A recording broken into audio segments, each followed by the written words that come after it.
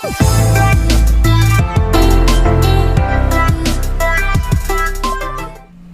बच्चों, मैं धीरज कुमार साहू, भौतिक ज्ञान प्रवक्ता। बच्चों, प्रक्षेप गति चैप्टर अपना चल रहा था, प्रोजेक्टाइल मोशन, जिसके अंतर्गत हमने यह सिद्ध कर लिया था प्रक्षेप गति क्या होती है, परवलयाकार होती है। आइए अब समझते हैं प्रक्षेप गति की अन्य हेडिंगों के, जिनमें हम प्रक्षेप गति के लिए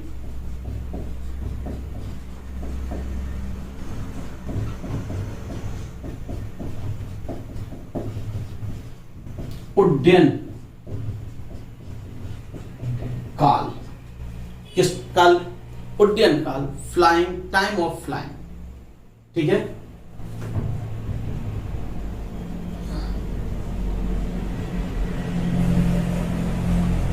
उड्डयन काल। दूसरी, महत्तम ऊंचाई,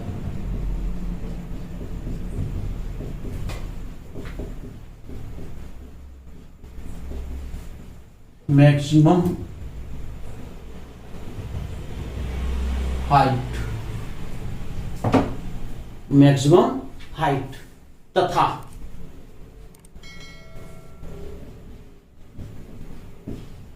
क्षैतिज पलाश, हॉरिजॉन्टल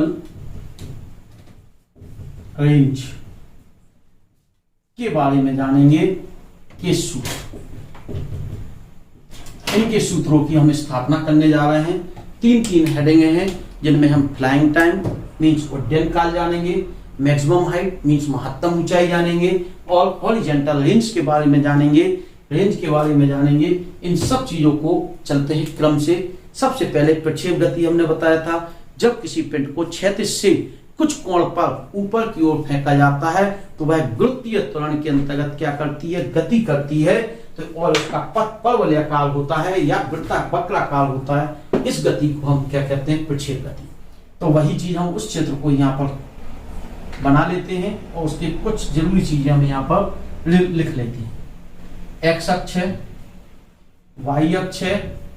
एक पिंड को क्षैतिज से ऊपर की ओर कितने वेग से फेंका था, थीटा कोण पर ऊपर की ओर यू वेग से फेंका, तो वह पिंड इस तरह से क्या हो रहा था, गिर रहा था। ओ से महत्तम बिंदु ए है, इस बिंदु को हमने ए कहा, यहां पर बिंदु बी कहा, इस बिंदु को हमने सी कह दिया। ओ से ए बी, ओ बिंदु पर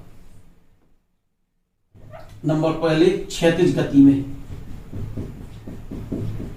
दो घटक टूटेंगे। क्षैतिज गति में क्षैतिज वेग क्या होगा, ux बराबर क्या होगा, u cos थीटा।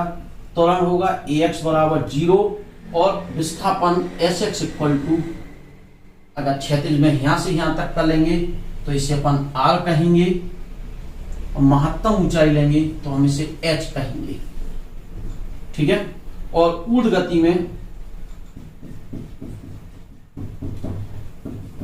ऊर्ध्व वेग होगा uy, कितना होगा इस घट दिशा में uy, और इस दिशा में होगा ux। u sin थीटा, जिस घटक के साथ कोण होता था उसमें cos आता है, जिसके साथ कोण नहीं होता उसमें sin। ay बराबर माइनस जी का प्रयोग करेंगे, xy इक्वल टू h का प्रयोग करेंगे। ध्यान रखेंगे इतनी बात कि ऊर्ध्व गति यह होगी, क्षैतिज गति ये। ठीक है, चलते हैं, इसको हम यहां से हटा दे रहे हैं, जब जितनी यूज करनी होगी उसको हम प्रयोग कर लेंगे। सबसे पहले उड्डयन काल क्या होता है, सबसे पहले उड्डयन काल के लिए ही सूत्र निकालते हैं। किसी पिंड के प्रक्षेपण बिंदु से उस पिंड के उसी बिंदु उसी ऊंचाई तक, यानी हवा में जितने समय तक पिंड रहे उस समय को उड्डयन काल कहते हैं। प्रक्षेपण बिंदु के पश्चात पिंड जितने समय के लिए हवा में गति करता है उस समय को हम कौन सा काल, उड्डयन काल कहेंगे।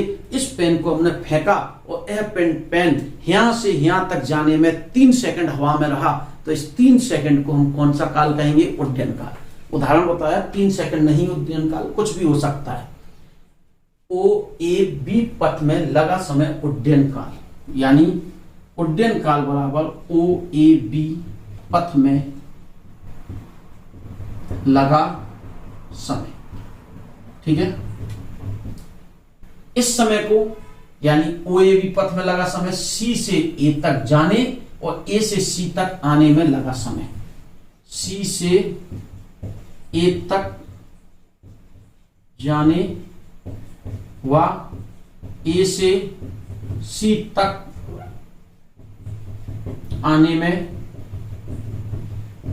लगा समय। हम यहां से यहां तक जाने में टी समय लग रहा, आने में भी टी समय लगेगा, तो उड्डयन काल जो होगा टी जाने प्लस आने का समय टी प्लस टी, यानी कितना होगा 2t होगा। अब समस्या है सी से ए तक जाने के समय को निकालना, यहां रखना। तो सी ए पथ में कौन सा समीकरण लगाएंगे? ऊर्ध्व गति है, ऊर्ध्व गति है तो ऊर्ध्व गति में समीकरण क्या लगेगा? V y equal to u y plus a y into t. ऊर्ध्व वेग उच्चतम बिंदु पर ऊर्ध्व वेग क्या होता है? शून्य होता है। वी वाई बराबर क्या होगा? 0 होगा। क्षैतिज वेग होता है केवल bx। तो उच्चतम बिंदु पर v y value 0, u y माने प्रारंभ की वैल्यू जो ऊपर को यहां है प्रारंभ की, वही यहां होगी। कितनी होगी? U sine theta. A Y value minus का जी इंटू टी, तो टी बराबर क्या आ गया? U sine theta upon g. रख दें, इस समीकरण में रख दें। अतः कौन सा काल? उड्डयन काल टी बराबर 2 यू साइन थीटा अपॉन जी होगा। यही उड्डयन काल का सूत्र हो गया। ध्यान, बिल्कुल सिंपल सी बात। इस पथ में जाने और आने, जितना जाने में समय लगता है उतना ही आने में। अब जाने का समय निकालना है, तो इधर कितने वेग से इस बिंदु पर न्यूनतम, इस लाइन पर ऊपर वाला वेग क्या है? U y. उच्चतम बिंदु पर वेग रुक गया होगा, कोई पिंड उच्चतम बिंदु पर पहुंचने के बाद वापस आता है क्षण भर रुकने। तो इस प्रकार से हमें उड्डयन काल पता चल गया। अब दूसरी बात पे जाने, महत्तम ऊंचाई। इसकी ऊंचाई निकालनी है। महत्तम ऊंचाई, महत्तम ऊंचाई कैसे निकालेंगे? महत्तम ऊंचाई, यह उड्डयन काल नंबर फर्स्ट पार्ट निकला। महत्तम ऊंचाई, इस मान को निकालना, तो इसी में सीए पथ में, सीए पथ में गति का समीकरण। ऐसा समीकरण लगाओ जिसमें एच आ जाए। दोनों समीकरण लग सकते, पहला भी लग सकता, सॉरी दूसरा भी लग सकता और तीसरा भी लग सकता। दूसरा लगाएंगे तो क्या निकलेगा? X y equal to u y t plus half a y t square. और हम तीसरा लगाएंगे तो क्या लगेगा? वी वाई स्क्वायर बराबर u y square plus 2 a y into x y. ठीक है, आगे बात क्लियर समझ में? हम यह भी लगा सकते, यह भी लगा सकते हैं। अब किन किन के मान मालूम है? देखो, हमें इसमें टी का मान यहां निकाला, जी निकाला, तो हम इसका भी प्रयोग कर सकते हैं। क्या दोनों से एक ही आंसर आएगा? करके देख ले। इसको कितना रखें? एक्स वाई वैल्यू ऊर्ध्व में एच, यू वाई की वैल्यू कहीं निकाली, देखो जो लिखी U sine theta. T C से ए तक का समय जो लिखा U sine theta upon G, U sine theta upon G. 1/2 A Y value minus का G, T value you square sine square theta upon G square. एक G से एक जी क्या हो जाएगा? कैंसिल हो जाएगा। जो हो जाएगा u square sine square theta upon g minus 1/2 u square sine square theta upon g. इसमें से इसे घटा दें, एक में से आधा घट जाएगा तो आधा बचेगा। U square sine square theta upon g. इस को यहां यह मान। अब हम तीसरे से लगाते तो क्या आता? हम तीसरे से भी करके आपको दिखाते हैं। वी वाई स्क्वायर बराबर E Y square plus 2 a y into, ठीक है, कोई दिक्कत नहीं। यू वाई वैल्यू ए बिंदु पर 0, v y value 0, u y value you square sine square theta plus 2 a Y value minus g तो एक्स बाई एच, तो एच बराबर क्या आ गया u square sine square theta upon 2g।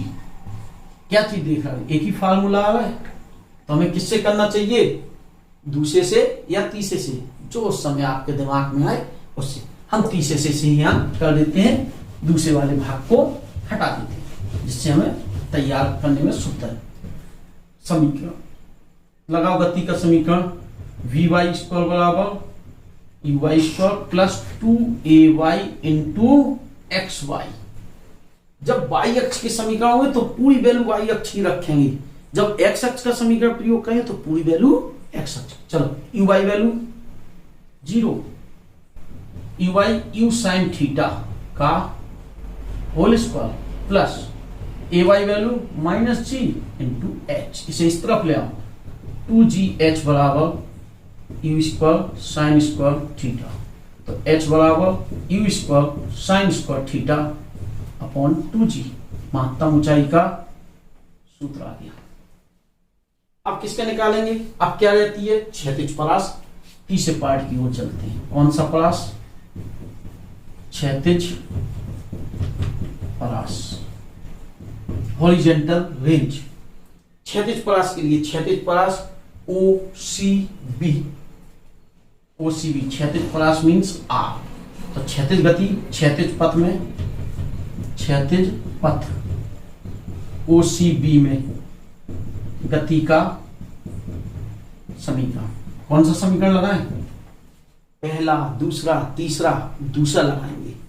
क्यों लगाएंगे, OCB क्या होगा, x x equal to u x t plus 1/2 a x t square. Capital t आएगा, क्यों आएगा, जो यहां से यहां तक में समय लगता वही ओ से बी तक में लगता है, इस वेग से जाने में। यू वेग से जाओगे तो टी उड्डयन काल लगेगा, यू एक्स वेग से जाओगे तो यू उड्डयन काल लगेगा। चलो एस एक्स कितना है R, u x u cos theta, t t लिखा रहने दें अभी, प्लस 1/2 ए एक्स क्षैतिज त्वरण होता ही नहीं है इंटू टी स्क्वायर, 0 हो गया। आर बराबर यू कॉस थीटा, टी की वैल्यू उड्डयन काल कहीं निकाला था 2u साइन थीटा अपॉन जी, इसे अपन लिख सकते u square 2 sine theta into cos theta upon g. क्या हो गया जी, u square sine 2 theta upon g. तो क्षैतिज परास आर बराबर क्या आ गया, u square sine 2 theta upon g. तीनों बातें निकाल ली, महत्तम ऊंचाई, उड्डयन काल, क्षैतिज परास। यदि हम कहें थीटा बराबर 45 अंश होगा तो साइन 2 थीटा बराबर साइन 90 अंश हो जाएगा, और साइन 90 मीन्स अधिकतम होगा प्लस 1 अधिकतम। जब ये मान अधिकतम रखेंगे तो ये भी अधिकतम होगा, तो आर मैक्स बराबर यू स्क्वायर अपॉन जी आ जाएगा, अधिकतम क्षैतिज परास होगी। छोटी छोटी बातें और छोट समझ लें, अगर हम इसकी जगह 90 रख दें, थीटा रख दें तो यही आ रहा है, 90 माइनस थीटा रख दें तब भी यही आएगा, क्यों, साइन 90 माइनस थीटा बराबर फिर साइन थीटा, तो यहां पर 2 का गुणा करोगे 180 माइनस 2 थीटा आएगा, फिर से यही। तो थीटा और 90 माइनस थीटा पर परास समान होती है, इस बात को आप ध्यान रखें, ठीक है। इसे तैयार करें और आगे बढ़ें, तब तक के लिए नमस्ते।